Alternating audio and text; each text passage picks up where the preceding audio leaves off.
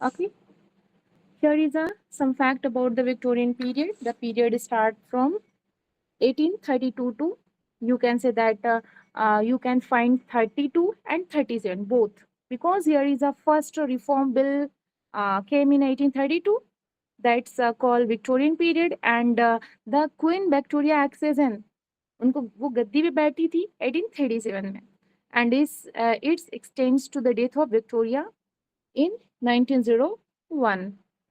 Now, the year 1870 is often used to divide early Victorian from late Victorian, no doubt. With the reign of Queen Victoria, there began a new golden age in literary history of England, because those time many more changes like a science, field of science, literature, and many more development in those period. ऐसा मैं बताऊं कि 300 सालों में जो विकास नहीं हुआ था, 30 सालों में विक्टोरियन पीरियड में वो सारी चीजें बदली, बहुत ज्यादा बदलाव आया। मतलब जो बहुत ज्यादा कंजर्वेटिव माइंड के लोग हुआ करते, बड़ा वाइड, लोग कर्म पे विश्वास करने लगे, जो भागे पे करते थे कि जो करेगा जीसस करेगा, नहीं अभी जो करूंगा मैं करूंगा, ऐसा चलने लगा। मतलब चीजों में बहुत ज्यादा बदलाव आना स्टार्ट हो गए विक्टोरियन पीरियड में। आगे देख लेते हैं। Yes, what are the characteristics of the Victorian period? Industrialisation, industrialisation का विकास होता है, ठीक है। एंड सोशल क्लासेस, उस टाइम पे जो सोशल क्लासेस थे 3 पार्ट में डिवाइड हो गए हुए थे, जैसे upper class, middle class and working class. मतलब जो ज्यादा हाई था वो हाई होता चला गया, जो ज्यादा लो था वो लो होता ही चला गया, क्योंकि चीजें बहुत ज्यादा, देखिए जो डेवलप करेगा, जो विकास, जो अपने आप को विकसित करेगा वही आगे बढ़ेगा, ठीक है। आगे देखते हैं, मोरालिटी एंड वैल्यूज, इसका विकास होता है। जेंडर रूल्स, वहां पर भी देखिए कुछ चीजें यहाँ पे देखने को मिलती हैं कि उस टाइम पे जो लेडीज का रोल था, womens are generally expected to be domestic and virtuous, focusing on their roles as wives, mother and homemakers. And now science and progresses, science का प्रोग्रेस होता है उस टाइम में, कंप्यूटर का भी प्रोग्रेस होता है। Computer was invented by Charles Babbage, well known, and 1822, maybe it's a correct date. And उस टाइम पे एग्रीकल्चर मशीन का ग्रोथ होता है, स्टीम इंजन भी आते हैं, ठीक है ना। स्टीम इंजन भी उसी टाइम पे आते हैं, किसके टाइम पे? क्वीन विक्टोरिया के टाइम पे। और सबसे ज्यादा जो revolutionary, like revolutionary change, Charles Darwin की थ्योरी आती है ना, तो वो भी बहुत ज्यादा विकास करता है, देख 1859। सकते। Yes, 1859, very nice, 1859। उनकी थ्योरी बहुत ज्यादा रिवोल्ट ला देती है। आगे देखते हैं, लिटरेचर इन आर्ट में बदलाव आता है, जैसे देख सकते हैं, the Victorian era produced renowned authors and artist including Charles Dickens, Jane Austen, Emil Bronte, and Oscar Wilde. Victorian literature often reflected the social issues, moral dilemmas, and time. आगे देख लेते हैं, कोलोनाइजेशन। उस टाइम पे क्या होता है ना कि विक्टोरियन, जो क्वीन विक्टोरिया के टाइम में बहुत ज्यादा इनका साम्राज्य विस्तार हो चुका रहता है, बहुत जगह पे इनका जो मतलब ऐसा बोले कि जो शासन था बहुत तेज से विकसित हो चुका था। During Queen Victoria's reign, the British Empire expanded significantly, reaching its height in the term of territorial possessions. Okay, आगे देख लेते हैं, what are the Victorian values? Values देखते हैं, मोरालिटी एंड रिस्पेक्टिबिलिटी, जैसा अभी हम लोगों ने बात किया, एंड फैमिली एंड डोमेस्टिसिटी, इस पे भी हम लोगों ने बात किया, जेंडर रोल्स पे बात किया, religion in faith, religion in faith में देख सकते हैं, religion played a significant role in the Victorian life. The majority of Victorians were devout Christians. Okay, and religious observance was considered essential for moral guidance and social order. The Anglican Church held a prominent position.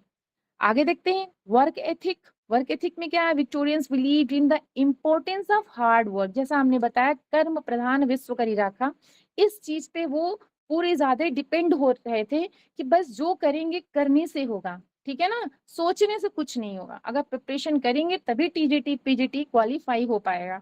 अगर हम सोचे कि नहीं बस TGT TGT कहने से हो पाएगा, तो ऐसा कुछ होने वाला नहीं है।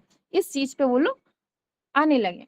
एंड सोशल एटिक्विटी एंड डेकोरम, जो उनका शिष्टता था, ठीक है ना, जो सोसाइटी में आने लगा, क्या एटिक्विटी डेकोरम्स देखने को मिलने लगा। Okay, now education in self improvement, education was seen as crucial for person growth and social progress. क्योंकि देखिए शिक्षा के अभाव में कुछ भी हो नहीं सकता। शिक्षा का अभाव रहेगा तो प्रभाव नहीं छोड़ पाएंगे। ये चीज उस टाइम पे आते आते सबको समझ में आने लगा। Colonisation and imperialism, the Victorian era coincidence with the height of the British Empire and imperialist value were prevalent. The idea of the civilizing missing and the belief in the superiority of British culture and values influenced attitude toward colonization. उस time पे भारत के ऊपर भी इनका dominant था, ठीक है ना, ब्रिटिश इंडिया हुआ करता था। कुछ हिस्टोरिकल बैकग्राउंड देखते हैं। इंडस्ट्रियल रिवोल्यूशन कब देखने को मिलता है, देख सकते हैं। Industrial revolution which began in the late 18th century had a profound impact on British society and the economy. Okay, आगे देख लेते हैं।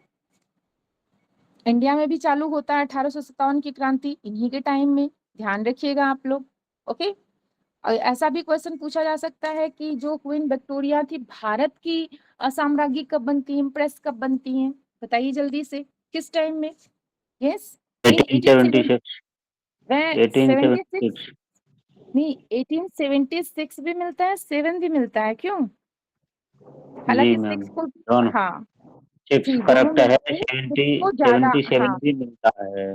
हाँ 7 भी मिलता है, 6 भी मिलता है, लेकिन 6 को ज्यादा अप्रोप्रिएट माना जाता है। Means in 1877 76 queen Victoria become the impress of India. ये क्वेश्चन बना हुआ है, इसको आप लोग ध्यान रखिएगा। ओके, आगे देख लेते हैं। सोशल चेंजेस, बहुत ज्यादा सोशल चेंजेस भी आते हैं, जैसे कि मैम उस अभी टाइम पे जो क्या, आपने सब बोला, वर्ड बोला इम्प्रेस, यस, जी हाँ मैम, हाँ, जो अभी आपने एक वर्ड बोला इम्प्रेस, वो EMPRESS है। EMPRESS, इम्प्रेस में साम्राज्ञी होता है ना, महारानी।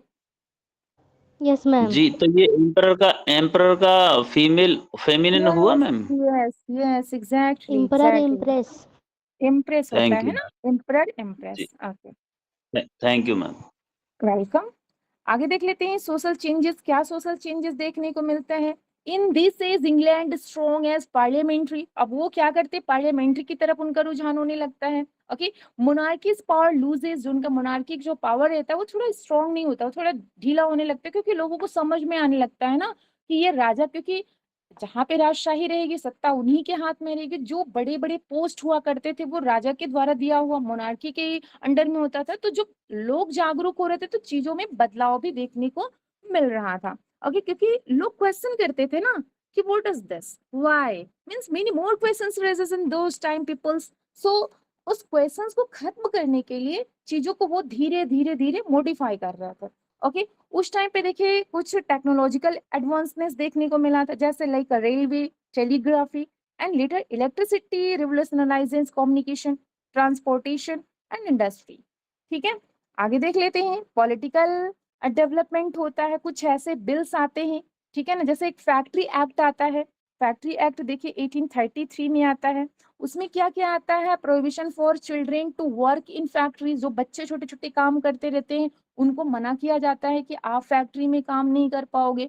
एंड एक बहुत इंपॉर्टेंट हम आपको बता दें, द हंग्री फोर्टीज, ठीक है, जो आता कब है, 1840 में आता है। इसका नाम ही माना जाता है द हंग्री फोर्टीज। एक प्रकार से ये Chartism means like a working class movement माना जाता था, ठीक है ना। आगे देख लेते हैं इसको, जस्ट वेट, ओके, कुछ गड़बड़ हो रहा है मेरे से, यस अभी सही है, ठीक है ना। आगे देख लेते हैं यहाँ पे कुछ रिफॉर्म बिल आते हैं, जैसे फर्स्ट रिफॉर्म बिल आता है 1832 में, इस पे हम लोगों ने बात कर लिया है। सेकेंड रिफॉर्म बिल आता है 1867 में। थर्ड रिफॉर्म बिल आता है 1884 में। And act of 1918, women above 30 years could vote, मतलब 30 साल के ऊपर की जो लेडीज हैं वो वोट कर सकती हैं। ये एक्ट आता है कब, 1918 में। Act of 1928, all men or women, okay, and women above 21 years could vote, मतलब जो मतलब 21 साल के ऊपर के लेडीज और जेंट्स हैं वो अब क्या कर सकते हैं, वोट कर सकते हैं। नेक्स्ट आता है स्लेवरी एबोलाइज्ड इन ब्रिटिश एम्पायर। हालांकि एबोलिशन आने लगता है लेकिन वो बहुत ज्यादा नहीं आता ना, स्लेवरी इंक्रीज भी होते रहते हैं, क्योंकि जब राजा है आपको वर्कर चाहिए ही चाहिए, और उन्हें मतलब एक प्रकार से दास बनाने की जो परंपरा चली आ रही है, तो उसको धीरे धीरे ही खत्म किया जा सकता है। तो वो आता कब है? 1839 में। And first Indian war of independence 1857 में, 1857 की क्रांति वेल नोन है सबको। आगे देख लेते हैं कल्चरल इंटेलेक्चुअल मूवमेंट होते हैं, लाइक आप देख सकते हैं चार्ल्स डार्विन का, जैसे मैंने बताया, okay, origin of species by natural selection उसका फुल नेम है, जो आता है 1859 में। ये सब बहुत ज्यादा क्या करता है? इम्पैक्ट डालता है। कोलोनाइजेशन एंड इंपेरियलिज्म भी देखने को मिलता है, ठीक है ना, जिसे बोल सकते हैं राज्य विस्तार की नीति, जिसमें थ्योरी आप देख सकते हैं मार्क्स, कार्ल मार्क्स का दास कैपिटल इंपॉर्टेंट है, एंड कम्युनिस्ट मैनिफेस्टो, दोनों ध्यान रखिएगा, दोनों कार्ल मार्क्स का है। Literary feature of the age at a glance, ठीक है ना, कुछ लिटरेरी फीचर्स भी हम लोग, अब ये बहुत ज्यादा है, इसको हम लोग कल देखेंगे, कल या मंडे को देखेंगे नेक्स्ट टाइम, ठीक है। इसमें किसी को कोई प्रॉब्लम है तो बता सकता है।